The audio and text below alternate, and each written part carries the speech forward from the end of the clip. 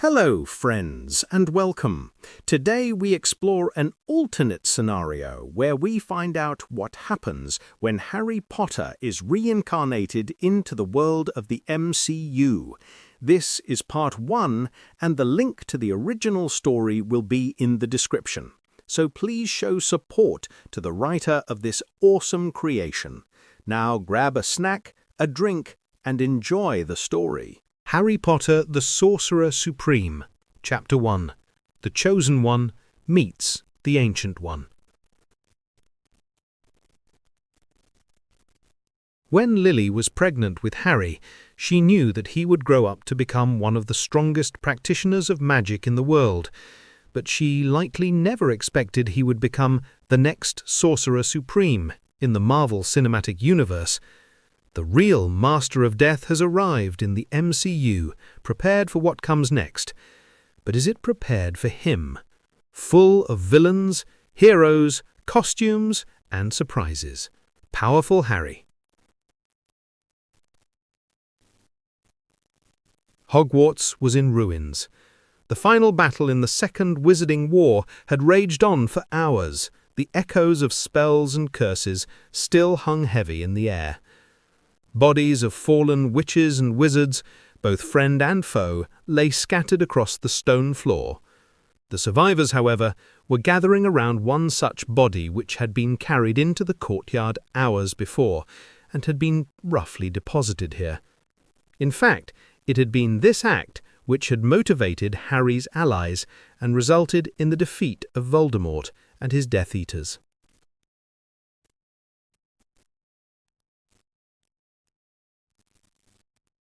As the green light of Voldemort's killing curse approached him, Harry closed his eyes, preparing to meet his end, hoping that in some small way his death would make a difference. He had faced death many times, but this was different. He felt a fleeting rush of fear and sadness, but this time Harry was choosing to embrace death rather than fight it. Harry's life consisted of a series of unlikely events. Having faced basilisks, dementors, dark lords, and killing curses, the only certainty in his life was that his life would never turn out as he expected.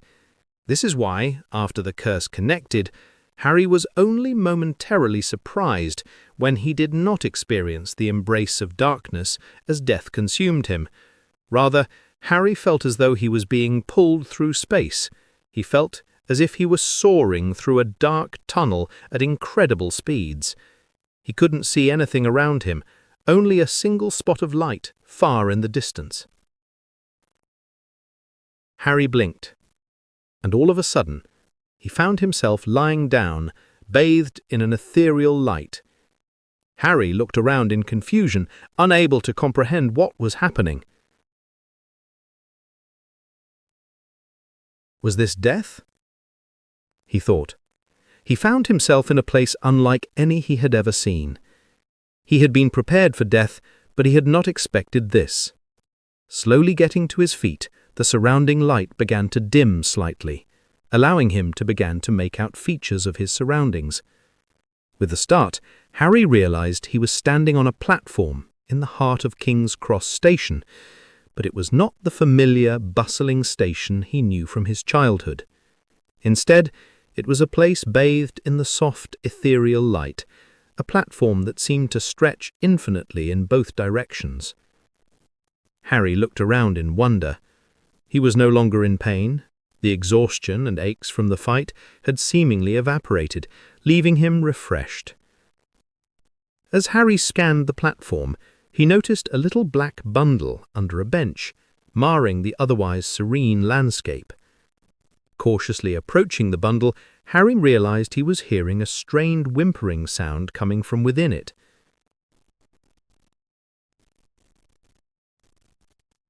Reaching out, Harry slowly uncovered the bundle and leapt back, recoiling in disgust.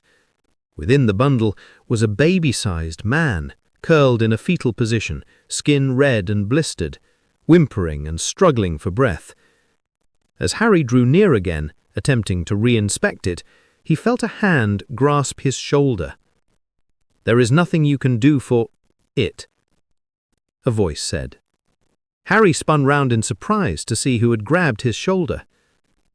"Dad?" Harry asked, his voice trembling. His father looked at him, smiling warmly. "Hello, Harry. It is good to see you. We have been waiting for you here." As he finished his statement, Harry watched as his mother step out from behind his dad. "My baby boy, your father and I are so proud of you, all you have done, all you have managed to accomplish." If the appearance of his father had been unexpected, his mother stepping out was too much, causing him to drop to his knees, looking up at them. "Mum." "Dad?" Harry questioned, his eyes full of tears. They both leant down to embrace Harry in a hug. "It is all right, Harry, don't be sad. We are here for you.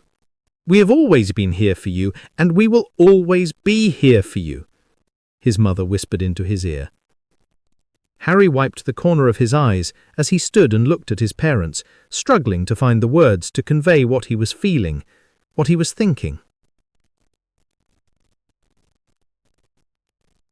"You have been waiting for me here? Where is here?" His father looked down at him.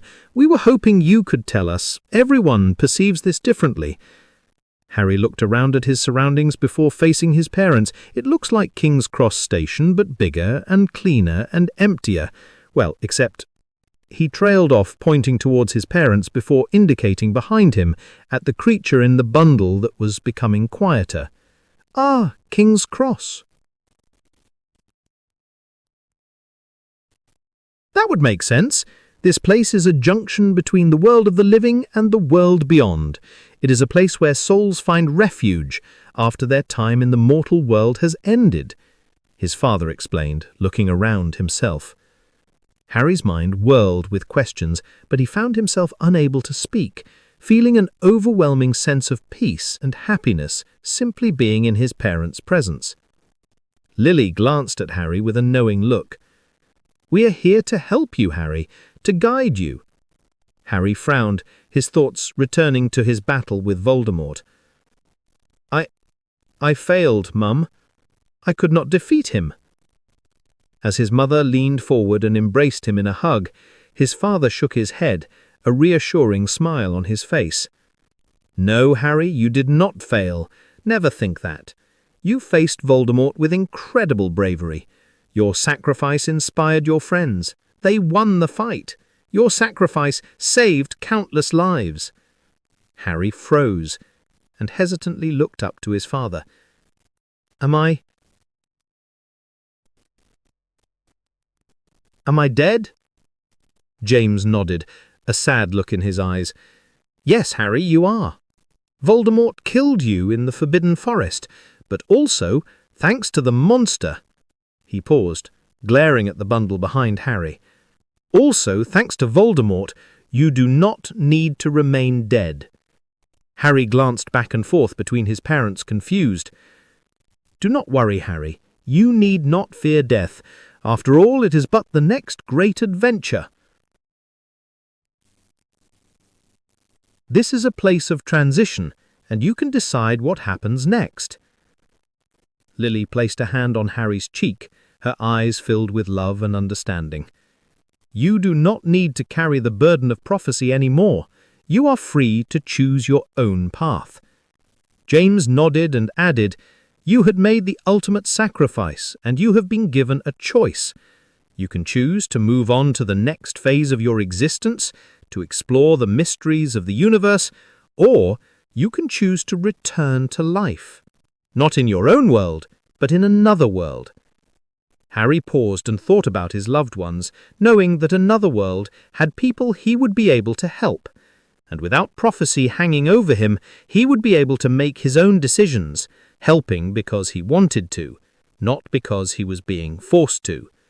He knew that he could continue to make a difference. "I choose to return," he said, his voice resolute. Lily smiled at him. "We thought you would. I could not be more proud of you. We believe that you have the ability to make a difference in this new world as well, but in your own way. You do not have to be the savior of this world, but you can still help those in need. James patted his shoulder. Very well, Harry. Your journey is not over yet. You will return to a world of the living, and your story will continue. Harry smiled at his parents, a sense of purpose stirring within him. He might not be the chosen one in this world, but he could still be a force for good. "What do I do now?" Harry asked, eagerly looking at his parents. Lily smiled proudly. "First, you will need to learn about this world, its histories and its magics." James nodded along with Lily. "Then, you can decide how you want to contribute. But make sure to learn, Harry. There are lots of good individuals on this world who can become allies, but there are also evil individuals who will try to take advantage of you." His parents looked up, as if hearing something only they could hear, before looking back towards Harry. His father laid his hand upon his right breast, as his mother opened her mouth. "It appears that as the Master of Death you are to be granted a gift to help you in this new world." Harry looked down at his chest as he felt a burning sensation began under his father's hand. Harry wanted to take a step back, but realized it was probably important. Thankfully, almost as soon as it began, the sensation disappeared. "This gift should help you on your way." With those words, the ethereal lights emanating from every surface began to intensify again, and the mists that had seemed to cling to the ground began to swirl around them, starting to obscure the surroundings.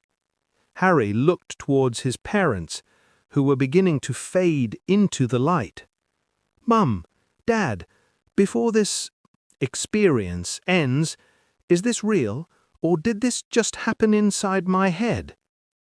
Harry's parents smiled at him as the mist rose and obscured them. His father's voice sounded like it was coming down a tunnel. "Why can't it be both?" As everything was covered in mist and the light began to fade, he heard his mother's voice, barely audible. "We love you, Harry. We always will." Chapter 2: The Giant Blue Sky Beam. Harry hesitated for a moment, his eyes flickering between the Ancient One and the surrounding landscape. He knew this was a decision that would change his life, but he was excited that it was his decision to make. With a determined nod, Harry took the Ancient One's hand. "All right, I'll come to Kamar Taj. I'll learn everything I can about your magic." With a smile and a nod, she disappeared completely, leaving a rain-soaked Harry standing beside the body of Dr. Strange on the road in the middle of nowhere. Harry scanned the desolate road, uncertainty etching lines on his forehead as he debated which direction to take. Rainwater dripped from the ends of his disheveled hair, soaking his glasses. Then, as if struck by a bolt of lightning, Harry's gaze dropped to his chest, remembering the warmth he felt every time he harnessed and used his magic. As if unconsciously, he watched his trembling hand slowly lift the fabric of his shirt, revealing a startling revelation etched on his skin: the unmistakable tattoo of the Deathly Hallows, immediately below where his father had placed his hand. "Well, I will admit I did not expect this," Harry muttered to himself, his voice barely audible above the pattering rain. His green eyes remained wide in disbelief as he traced the intricate lines of the symbol. "I suppose I really am the Master of Death?" His thoughts whirled, trying to understand what had happened, but Harry didn't have time to dwell on the enigma of the Deathly Hallows and his new tattoo. Above all, he knew he needed to get help for the man he had saved, Dr. Strange, and get out of the elements. Glancing back up, Harry spotted distant lights twinkling in the distance, a city on the horizon. Kneeling beside the man he had saved, who appeared to still be unconscious, Harry said, "Stay here, Dr. Strange.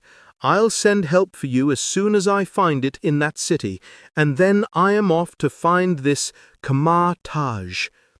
Turning away from the prone man, Harry squared his shoulders, peering in the direction of the city, and dissipated toward the inviting glow with a loud crack. What Harry did not see was that as he dissipated, the prone form of Dr. Strange stirred. Dr. Strange slowly opened his eyes and struggled to sit up, eventually managing it with a slight grimace on his face as he stared in the direction of the city lights in the distance. What the hell was that? Harry leaned over, panting, each inhale a reminder of the unprecedented exhaustion that gripped him. He couldn't recall a time when he had been so drained after stringing multiple apparitions together. Sure, magic consumption was known to sap one's energy, but the level of exhaustion he now felt was beyond anything he had ever experienced. It was a new and entirely unwelcome sensation. Doubts about his current whereabouts swirled in Harry's mind as he wiped sweat from his brow. He had been forced to rely on line-of-sight apparition to navigate this unfamiliar territory, which had been manageable while he was approaching the city, as he was able to cover large areas of land with every apparition. However, as he ventured into areas with denser populations, the distances of his apparitions had become ever smaller. Sinking down to the ground, Harry leaned back against a weathered brick wall to collect his thoughts and breath, allowing him a chance to regain his strength. With each deep breath, he surveyed the area before him. In the distance, still some ways off, he could make out what appeared to be the downtown core of the city, its skyline etched against the morning sun. Harry's brow furrowed in thought as he stared toward the silhouetted city in front of him. The skyline was vaguely familiar, yet he couldn't quite identify it.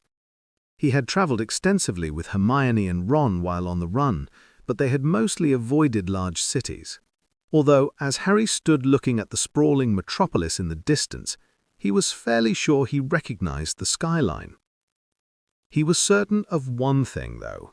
He was nowhere near downtown London or any other place he had any recollection of ever being.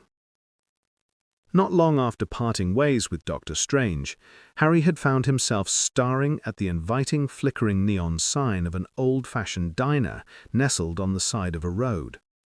Desperation tugged at his chest, urging him to seek help. Pushing open the creaky door, Harry entered the diner, a bell above it jingling to announce his arrival. The cozy ambiance of the diner offered a welcome contrast to the events of the morning he had been immersed in. He quickly approached the counter where a friendly-looking, motherly waitress with a name tag that read Maggie was wiping a coffee cup with a faded smiley face. "Excuse me," Harry began, cutting through the murmurs of the diner's patrons. "I need to borrow your phone. There's been an accident just down the road." Maggie's eyes widened at his request, her curiosity piqued by the urgency and accent of his voice. She surveyed him for a moment, taking in his disheveled appearance. Her forehead creased as she responded. "Cell phone dead? But of course. Landline is in the corner." With a grateful nod, Harry made his way to the phone, brow furrowed at her question about the cell phone. Upon reaching the phone, he picked it up and discreetly dialed 999. As he held the receiver to his ear, his anticipation was met with silence on the other end of the line. The seconds ticked by, and yet the silence persisted. Frustration and confusion mingled on Harry's face as he stared at the phone. Waving over the waitress, he pointed to it and said, "Excuse me, ma'am, there seems to be a problem calling emergency services. I can't get through." Maggie glanced at the phone and him, her expression a mix of amusement and exasperation. She replied with a hint of sarcasm, how hard is it to dial 911? I'm pretty sure they never have trouble with their number." She shook her head and returned her attention to a customer's coffee cup. Harry sat back, utterly bewildered by the exchange. Mumbling to himself, he couldn't help but admit, "Well, I guess I must be somewhere in the USA, or at least certainly not Britain anymore." Refocusing his attention on the vintage phone, Harry decided to follow the waitress's advice and dialed 911. He held his breath as he waited for the operator to pick up, the seconds stretching into an eternity. The connection was finally established, and a calm voice came through the receiver, causing Harry's heart to quicken. Speaking in hushed tones, Harry relayed as much information as he could muster about the accident, emphasizing the urgency of the situation. He described the location in detail, as best as he could, and the condition of the injured doctor, providing every crucial piece of information he could think of. However, when the operator on the other end began to ask questions about his own identity, he decided to err on the side of caution. Concerned about revealing too much, he quickly hung up before giving any more personal information. Rising from his seat, Harry made his way towards the diner's exit. His senses sharpened as he heard the faint sound of the phone ringing once more, the operator likely attempting to call him back for further details. Recognizing that he needed to leave the area without a trace and not wanting to risk exposure as a wizard, Harry stepped out and hurriedly turned a corner around the building. With a now familiar wandless feat of magic, Harry apparated, vanishing from the scene with a soft pop. He reappeared several miles down the road, his surroundings having undergone a dramatic change. The quiet, suburban neighborhood that now enveloped him was a stark contrast to the diner he had left behind. The houses, all neatly lined up, looked identical, each with a small front garden and neatly trimmed hedges. Harry shuddered, his disoriented mind unable to process the new surroundings. He blinked several times, staring at the neighborhood, and eventually managed to shake the feeling that he had mistaken and somehow apparated to Little Winning. Relief flooded through him as he acknowledged that he was away from the diner and help was likely on its way to the scene of the accident. As he stood there, he turned his attention to the tranquil street he had emerged on and attempted to gather his bearings. The distant sounds of Muggle life surrounded him, children laughing and playing, the occasional car passing by, and the gentle hum of everyday existence. Harry glanced at the houses lining the street, each with its own idyllic front garden. People went about their business, tending to their lawns, relaxing in the shade and engaging in friendly conversations. He knew he couldn't linger here for long. His presence in this unfamiliar neighborhood was bound to draw unwanted attention. With mounting urgency, he realized he needed a plan. He knew he was too exhausted to attempt further apparition, and he didn't want to attract any more undue attention. Harry's gaze darted up and down the quiet street as he weighed his options, searching for a solution. Then, just when concern was starting to creep in, Harry's luck took an unexpected turn. The faint rumble of an approaching vehicle engine reached his ears. He turned to face the sound and was rewarded by the unmistakable, unremarkable sight of a yellow taxi drawing nearer. A weary smile crept across Harry's face. The sight of the cab felt like a small miracle, a beacon of hope in a challenging day. He waved his arm frantically to catch the driver's attention as the vehicle drew closer. The cab slowed to a stop, and the driver rolled down the window. "Hello, sir. Need a lift?" the driver asked cheerfully, leaning out of the open window of his yellow taxi. "Hello, sir. Need a lift?"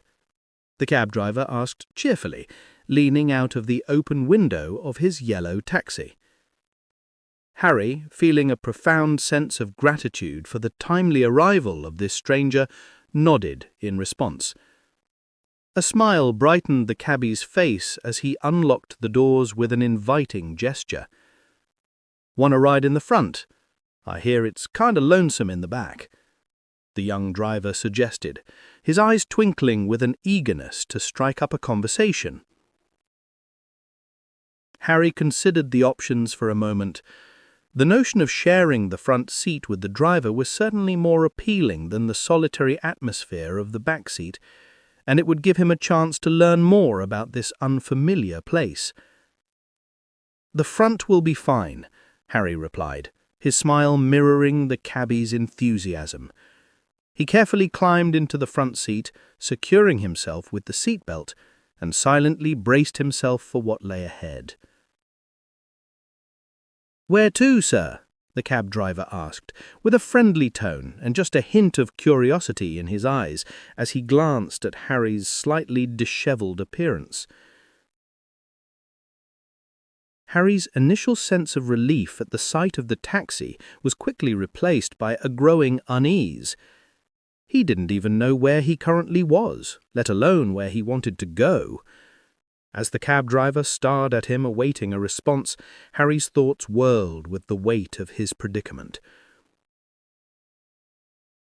He hesitated for a moment, contemplating his response.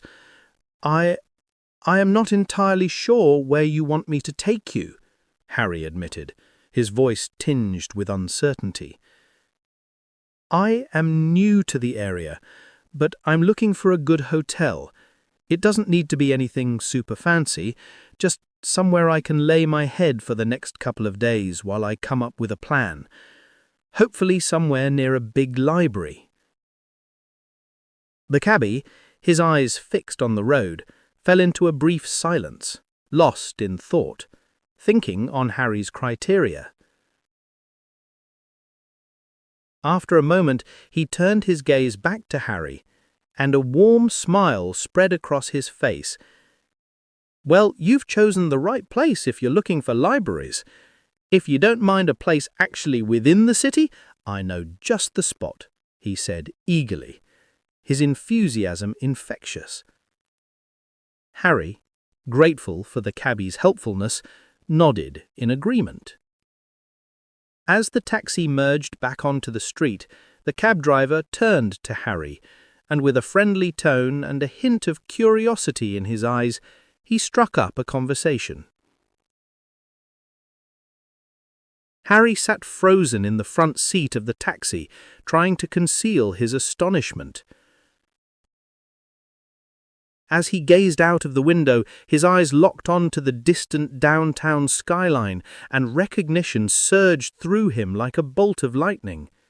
The unmistakable, iconic silhouette of skyscrapers against the horizon left no room for doubt. "New York," he mumbled under his breath. The cabbie, perhaps misunderstanding the tone of Harry's voice as one of awe, took it as an opportunity to share in the enthusiasm. "Yep, welcome to New York," he exclaimed with a sense of pride. "I just guessed, based on you staring out the window, that this is your first time in the city. It's actually a really great place. I just moved here myself." Harry, still reeling from the revelation, nodded numbly, his gaze fixed on the approaching skyscrapers. "Yes, definitely my first trip here. Everything seems so modern," he said, his voice tinged with both surprise and uncertainty. Harry made a conscious effort to push aside his astonishment, deciding that dealing with it could wait. He turned back to the cabbie, offering a friendly smile. "Sorry, I got caught up in the moment. Yes, this is my first time here. So why did you move to New York?" The cab driver's gaze shifted towards Harry, and for a brief moment a flicker of unease flashed across his face. He hastily concealed it behind a slightly strained smile, attempting to brush off whatever concern had briefly touched him. "Oh, nothing much," he responded with an air of nonchalance. Just a little family trouble, with my cousin. But we don't need to get into that. So what brings you to New York, Mr. Harry offered a friendly smile in return, a sense of relief washing over him as the cab driver seemed to divert the conversation from his own momentary discomfort. "Oh, sorry about that. It's Harry Potter. Nice to meet you. I'm just here for a couple of days, I hope. Need to spend some time recovering before I make a plan to travel, although I'm not entirely sure where yet. And then, once I make a plan, I'll probably be on my way." "That sounds like fun," he remarked with a hint of excitement. "Although I can't imagine you'll be able to see everything that the city has to offer in just a couple of days. Do you have any questions about the city, or do you just want to sit back and enjoy the drive-in?" Harry had been staring at the passing cityscape rather intently, lost in thought as the taxi threaded its way through the New York streets. A sense of weariness had settled in, the events of the day having taken their toll. He finally looked back towards the cab driver, his gaze apologetic, as if he were silently asking for understanding. "If it's all right with you," Harry began, his tone genuinely polite, "I'll just look out the window for a bit. This entire day has been a bit much for me." The cabbie, respectful of Harry's request, gave an understanding nod. "Works for me, Mr. Noticing the pause, Harry cut in, finishing the name, "Potter." "Of course, Mr. Potter," the cab driver acknowledged, adjusting his driving slightly to accommodate Harry's request. "If you see anything you have questions about, just ask." Harry nodded in agreement, his gaze fixed on the cityscape unfolding outside the window. As the taxi continued its journey, the cab driver would occasionally chime in with interesting tidbits about the buildings they passed. Harry listened with polite interest, finding himself immersed in a blend of nostalgia and fascination. Some of the landmarks and buildings were immediately recognizable to Harry.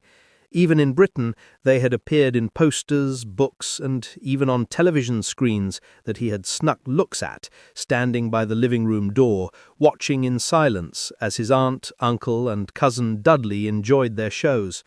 The Brooklyn Bridge, the iconic Empire State Building, the lush greenery of Central Park, and the Art Deco masterpiece that was the Chrysler Building, all more impressive than the pictures made them out to be. These were places he had seen but never imagined visiting in person. Yet there were other structures that drew his unwavering attention, their extravagant designs impossible to ignore, leaving him puzzled how he had never heard of them before. Fisk Tower, with its imposing presence, the impressive Baxter Building, and the towering Stark Tower, each more awe-inspiring than the last. Eventually, he was roused from his sightseeing when the cab driver, having completed his visual and audio tour of the city, pulled over to the curb and brought the taxi to a halt. Harry leaned forward, his eyes studying the surrounding buildings in the immediate vicinity. Meanwhile, the cab driver, having noticed Harry's interest, leaned forward to reach for the taxi's radio. He twisted the dial, silencing the female talk show host, who had been chatting on air as her program concluded. "And thank you all for listening today on Trish Talk Radio. Looking forward to being on air tomorrow. You are in for a special treat. I have invited one of my oldest friends on." The host's voice was cut off abruptly. Harry turned his attention back to the cab driver, who had begun to explain the stoppage. "We are here," he explained with a friendly tone, gesturing towards a building just outside the taxi window. "The building right there is a very nice boutique hotel, really good prices, and the staff is supposed to be terrific." Harry's excitement surged as he prepared to leave the cab. "Thanks so much," he responded gratefully, looking at the building. As he opened the taxi door and stepped out onto the bustling New York street, the cabbie politely cleared his crust. "Oh, excuse me, sir." He leaned across the center console and passenger seat, looking out the window at Harry. "It'll be $65.50. Harry's eyes darted back into the cab, and a moment of panic washed over him as he realized his lack of money. His hand delved futilely into his pocket, his fingers searching for something he knew he wouldn't find. He met the expectant gaze of the cab driver and hesitated before responding. "Oh, right." The cabbie, his expression consisting of mild exasperation, peered at Harry. "Not again. Let me guess," he began, with a hint of sarcasm in his tone. "You never carry your wallet while you're vacationing? Ruins the line of your suit?" Harry shook his head in an apologetic manner, his hand discreetly hidden behind him, holding several pieces of lint he had found in his pocket. A knowing smile slowly spread across his face as he transfigured the lint into British pounds. With a flourish, he brought his hand around to the front, revealing the currency. "No, sorry about that," Harry replied, offering a charming smile. "Just remembered I haven't had the opportunity to exchange my money yet. I assume British money is all right. Can I just pay £60? The cab driver, his earlier exasperation replaced by a sense of relief, smiled up at Harry. "Of course, sir. That's totally fine. That is very generous of you." Harry chuckled, a twinkle of amusement in his eyes. "Well, it's just money. Easy come, easy go." With that, he handed over the British pounds. The cab driver, pleased by Harry's payment, nodded appreciatively and gestured once more in the direction of the hotel. "I hope you have a great time in the city," he said, with genuine warmth in his voice. "The building is 179A Bleecker Street." Harry turned his gaze back toward the boutique hotel, noting the address. He then shifted his attention back to the driver, gratitude shining in his eyes. "Thanks again," Harry expressed his appreciation before he paused, his curiosity getting the better of him. "Sorry, I don't think I ever got your name." With a friendly smile, the driver replied, "It's Dapinder. Have a good day, Mr. Potter." As the taxi driver smoothly merged into the bustling New York traffic and drove away, Harry was left standing on the vibrant city sidewalk. As Harry turned his attention back towards the hotel, he couldn't help but be drawn to the building next door. Appreciating the distinctive brownstone exterior, which featured ornate wrought iron railings, decorative stonework, and a creatively designed front window. The front door in particular seized Harry's curiosity, as it appeared to bear a runic seal, which definitely distinguished it from the neighboring buildings. The design, however, was unlike anything Harry could recognize. Yet the most captivating aspect of the building was its curious, mirage-like quality. It appeared to ripple faintly, as though an elusive notice-me-not charm had been placed upon it. The enchantment was so subtle that it was barely noticeable, but Harry was sure that if anyone had not been searching for the building, they never would have seen it, which raised the question within himself as to how he was able to notice the building. Shrugging off the coincidence of being dropped next to a magical building, Harry turned and entered the boutique hotel, ready to secure a room. After providing them with both conjured money and identification to pay for 3 nights, he was handed the key to his room. Exhaustion had slowly been creeping up on Harry throughout the day, and as he entered his room, it finally caught up with him. He took a moment to survey the comfortable space, and then, with a contented sigh, he settled onto the mattress. Within seconds, the demands of his eventful day were forgotten as Harry fell into a deep sleep. Harry awoke with a sudden start, his surroundings momentarily foreign and disorienting. The memories of the day's earlier events rushed back like a tidal wave, grounding him in the present. He realized that he should begin formulating a plan for the day ahead, taking a moment to stretch and regain his bearings. The sleep had been deep and restful, leaving him feeling as though he had slumbered for an entire week. Tempus, he wondlessly cast, deciding to check the time, determined to seize the day. To his surprise, the result indicated that it was earlier than when he had initially gone to sleep. Harry froze in confusion before realization dawned on him. A quick glance out the window confirmed his suspicion. The soft morning light bathed the city in a gentle glow, signaling that it was indeed the following day. Harry reflected on the possibility that he must have slept since the previous afternoon, spending nearly 20 hours sleeping before waking up on this crisp morning. "Well," he mused, "I guess I really must have needed it after all those apparitions, although I really need to find another way to travel. Apparating was way more tiring than it should have been, and I probably can't afford to perform a handful of apparitions and then spend the rest of the day sleeping. But that's a concern for later. For now, I should start making a plan to find this Kamar-Taj. Perhaps I should try to locate a library and begin my research." As Harry stepped outside the boutique hotel, the vibrant sights and sounds of New York City engulfed him. The bustling streets were alive with the energy of the metropolis, and he couldn't help but feel a sense of anticipation for the day's adventures. However, his attention was abruptly diverted by an unexpected sight high above. Something was soaring through the sky, making a beeline for a building in the distance, its destination partially concealed near the Chrysler Building. Harry squinted to get a better look, struggling to recall its name. It was one of the buildings he had observed the day before. But its identity was momentarily eluding his recollection. Harry fixed his gaze on the flying object, his curiosity piqued. He tried to identify what it might be, and his thoughts took on a whimsical turn. It looked like a bird, he mused, his brow furrowing as he attempted to discern its identity. Then he shook his head in disbelief. "Maybe a plane," Harry muttered to himself, his imagination drifting. However, the object continued its trajectory, and Harry's focus intensified as he tried to discern its identity before it disappeared from view. His eyes widened in realization as he watched it closely. "Was that someone flying on a broom?"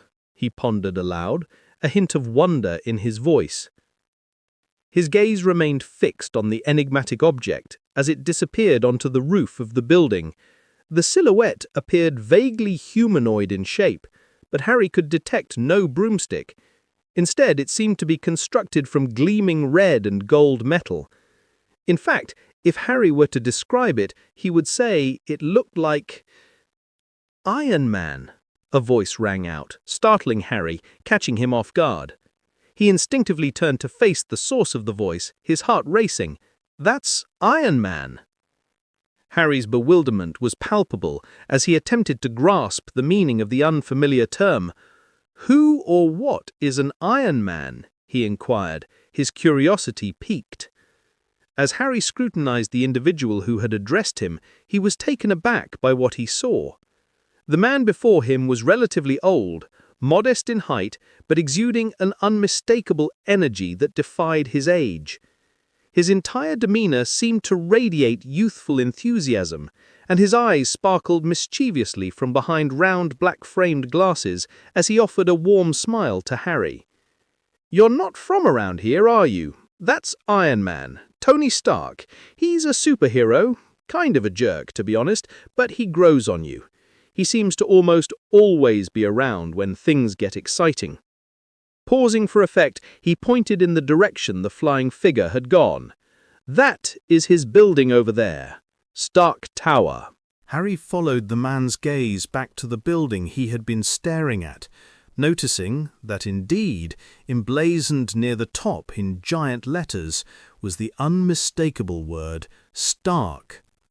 Harry turned back toward the man, about to ask him another question, but he froze mid-motion.